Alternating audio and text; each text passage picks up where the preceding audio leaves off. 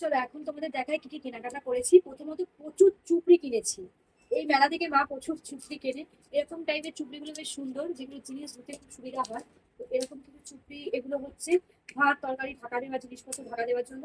এরকম বেশ আরো কিছু চুপড়ি কেনা হয়েছে, সেগুলো রান্নাঘরে রয়েছে, সেগুলো আমি আর আনিনি। এখানে যেগুলো ছিল সেগুলো নিয়েই বসলাম।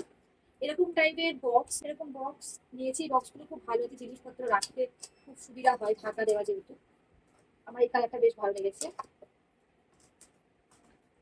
এছাড়াও এইরকম টাইপের চুপড়ি নেওয়া হয়েছে, ঢাকনা দেওয়া।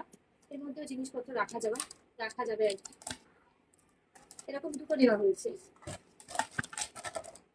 Same same colour. যেহেতু আমি এরকম নিয়েছিলাম বলে ভাই বললো যে আমাদের জন্য একটা একটা করে নিই, তাই জন্য দুটো দুটো করে নিয়েছি এরকম জিনিসগুলো।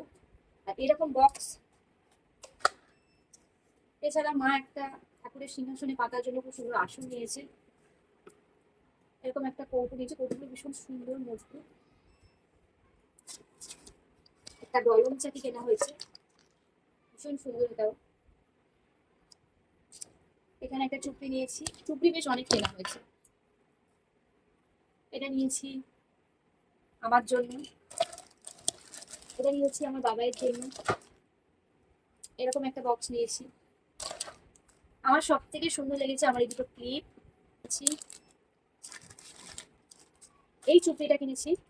আর এছাড়াও আমার জন্য কিনেছি দুল, যেগুলো আমার ভাইয়ের পছন্দের। এই দুলটা কিনেছি, এই দুলটা কিনেছি। আর এটা কিনেছি।